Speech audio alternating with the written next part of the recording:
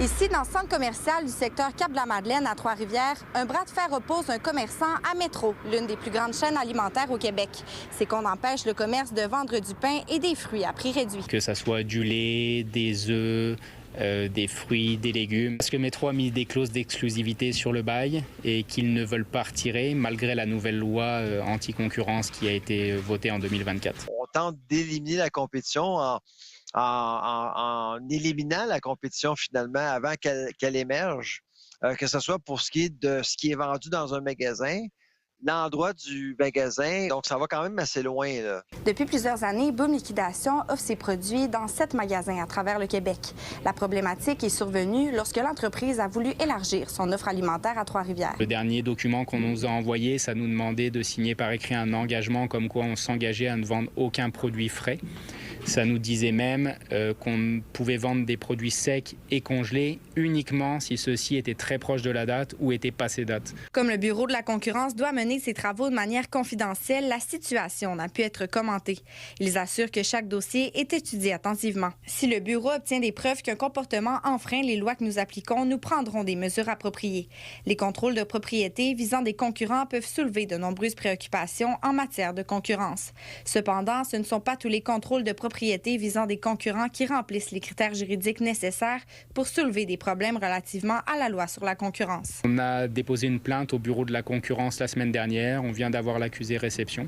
On espère que ça suffira pour faire reprendre raison à Métro avant qu'on se lance dans un processus avec des avocats. Il y a une loi depuis 2024. Les clauses restrictives sont interdites. Mais dans mon cas, pour ce qui est de comment moi je vois les choses, c'est que c'est sûr que c'est pas la première fois que Métro fait ça. Le chiffre d'affaires du magasin Trois-Rivières demeure bien inférieur à celui de ses autres commerces. Sans changement, le propriétaire peut craindre pour la survie de cette succursale. De toute façon, comme on se considère dans notre bon droit, nous, on va commencer dès la semaine prochaine l'installation de réfrigérateurs, puis emmener tout ce genre de produits qu'on nous interdit de vendre pour les offrir à notre clientèle, puis leur permettre de faire des grosses économies. On est quand même dans un quartier qui est assez défavorisé et je pense que tout le monde aurait à y gagner. En 2021, au Canada, on avait 22 supermarchés pour 100 000 habitants.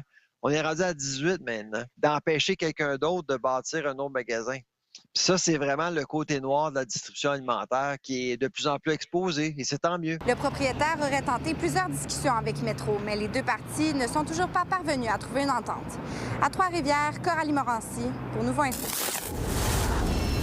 Une frappe antidrogue a mené à 3 arrestations sur la 5e avenue à Shawinigan. La perquisition a permis la saisie de cocaïne, de cannabis, de comprimés de méthamphétamine et d'argent comptant, en plus d'une imitation d'armes de poing et d'une carabine à plomb.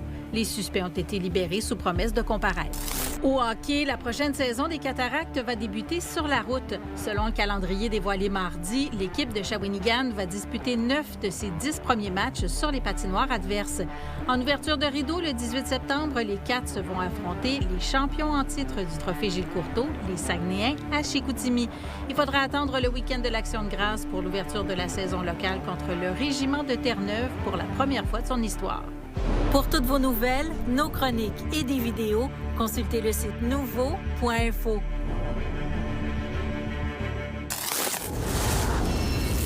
Au cours des prochaines semaines, 42 ménages doivent s'installer ici, dans le quartier des Papetiers à Windsor, mais le déménagement risque de se faire dans le noir. Les promoteurs et constructeurs du quartier dénoncent les longs délais d'Hydro-Québec pour accorder les maisons à l'électricité. Mais les dates changent à toutes les 2 semaines. Toutes les 2 semaines, on a une nouvelle version. C'est pas prioritaire. Présentement, on a 12 maisons en chantier qui sont pas raccordées, dont 3 clients qui rentrent au 1er juillet ou même la 7 semaines pour les premiers. La dernière version que j'ai eue, c'est le 29 juin. Les locataires devraient arriver aux alentours du 27 juin, qui est la fin de semaine, idéalement. Le 1er juillet est un mercredi de mémoire. Donc, on s'entend que ça fonctionne pas déjà, là. Les premières demandes sur le projet remontent à avril 2024. La rue est prête pour les niveaux depuis septembre 2025 et nos premières constructions ont commencé en janvier dernier. Donc, il y a eu amplement le temps de planter les poteaux, mais de semaine en semaine, il y a des délais qui s'additionnent qu'on ne peut pas trop expliquer. Ce que je peux vous dire, c'est que les travaux sont prévus pour que le service soit disponible à partir de ce vendredi 19 juin. Ce genre de travaux-là, on est dans des délais qui peuvent atteindre 12 à 18 mois. Donc, ça n'a rien à voir avec les conditions de travail. C'est qu'on va se retrouver avec des situations où on va devoir obtenir, par exemple, des servitudes. On doit coordonner tout ça avec les travaux de génie civil. Donc là, ici, les gens doivent rentrer quand? Les gens rentrent vendredi cette semaine ici. On a dû arrêter le chantier pendant 2 mois en attente d'hydro. Puis finalement, on n'a pas eu le choix de leur repartir à génératrice avec des chauffages temporaires pour pouvoir livrer à temps. Mais ça nous met extrêmement serré, ça retarde les chantiers, ça donne des coûts supplémentaires aussi. On est en construction avec des génératrices depuis le début parce qu'Hydro n'arrive pas à brancher les maisons et donner du courant.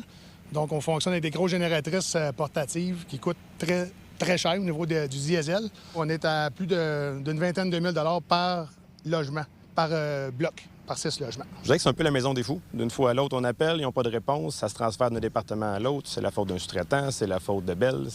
Donc, il y a différentes réponses qui changent d'un appel à l'autre. C'est un parc de poteaux qui appartiennent à Bell et pas à Hydro-Québec. Donc, il y a plusieurs poteaux qui devaient être plantés. Tout ça est effectué. Tout ça est terminé au début du mois de mai. Toutefois, il y a un poteau qui, lui, est dans une ancienne portion de ce réseau-là. Pas un des nouveaux poteaux, mais un ancien poteau qui devait être remplacé. Ça s'est fait finalement le 11 juin. Les constructeurs assurent que personne d'Hydro-Québec n'est passé la semaine dernière et ce mardi 16 juin, nous avons vu des sous-traitants d'Hydro-Québec en train d'installer un poteau.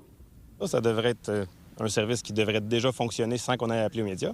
Mais on dirait que c'est la seule chose qui fonctionne, qu'on voit fonctionner ailleurs aussi. 1er juillet, hein, c'est une date charnière. Il y a beaucoup de déménagements au Québec, il y a beaucoup de demandes de travaux. On fait effectivement tout en notre possible pour être capable de travailler le plus rapidement possible. C'est un stress supplémentaire qui n'est pas prévu et pas nécessaire, je crois. Les constructeurs me disent qu'il y a plusieurs chantiers pour lesquels ils connaissent de longs délais avec Hydro-Québec. À Windsor, Fanny Lachance-Paquette pour Nouveau Info. Ça devient en quelque sorte le plus grand jeu d'eau au Québec. La saison estivale 2026 est officiellement lancée au Zoo de Granby. L'organisation dévoilait aujourd'hui une toute nouvelle zone de jeu multisensorielle au parc aquatique Amazou. Il s'agit de la zone Bouchiquet qui a nécessité un investissement de 5 millions de dollars. On vise les familles, les jeunes familles, donc entre 2 et 12 ans pour notre bouchiquier. Et c'est vraiment agréable parce qu'il y a plusieurs zones dans lesquelles les gens peuvent soit grimper, glisser, profiter des jets d'eau de différentes formes, mais également d'aller profiter de la pataugeoire. Qu'est-ce que vous pensez des nouveautés de fait qu'on investisse pour les familles? C'est une très bonne idée. Les familles, ils peuvent venir ici puis passer du bon moment avec les enfants. Toi, qu'est-ce que t'aimes quand tu viens au zoo? Bien, qu'on peut voir des animaux qu'on n'avait jamais vus. Ça nous fait découvrir des choses. Parmi les nouveautés, il y a l'immersion sauvage. C'est en fait des casques de réalité virtuelle que les visiteurs peuvent porter pour faire des face-à-face avec des espèces terrestres et aquatiques fascinantes. Comment t'as trouvé la réalité virtuelle? C'était vraiment impressionnant pour vrai de voir les poissons, tous les mammifères marins se promener. C'était vraiment fun. Est-ce qu'on a l'impression d'y être avec eux? C'est quoi la sensation? Je dirais surtout avec la vidéo sur Terre, on dirait vraiment qu'ils sont à côté de toi. T'sais, ils arrivent dans la caméra, puis tu vois qu'il y a un objet, puis ils s'approchent de ça. C'est vraiment réel. C'est important pour la région depuis longtemps, hein, le zoo. Bien, effectivement, c'était créé par un ancien maire, donc le maire fondateur, on l'appelle souvent M. Boivin, qui recevait des animaux lors de ses voyages à travers le monde. Et à un moment donné, il y en avait tellement qu'ils ont pu créer un zoo avec les animaux. C'est un petit peu l'histoire en arrière du zoo. Et c'est un moteur économique très important. C'est des centaines de milliers de personnes par année que le zoo attire, dû à des nouvelles attractions comme ça, aux animaux, bien entendu. Donc, on invite toutes les familles au Québec et à l'extérieur de venir nous rencontrer durant cet été. Une nouvelle application mobile est lancée pour que le visiteur puisse maximiser son temps quand on sait qu'il passe environ 6 heures sur le site. Sur cette application-là, vous pouvez voir quand sont les collations animalières, à quelle heure vont avoir lieu les explications des différents naturalistes sur le site. On peut aussi cibler les zones plus chaudes, donc plus achalandées, et des propositions de trajet peuvent être faites en fonction de nos affinités et ce qu'on veut voir. Le zoo de Granby accueille environ 650 000 visiteurs chaque été. À Granby, Alexandra Paré pour Nouveau Info. Vous êtes nos yeux et nos oreilles sur le terrain. N'hésitez pas à nous écrire si quelque chose vous fait réagir ou si vous voulez nous raconter votre histoire à mauricie@nouveau.info.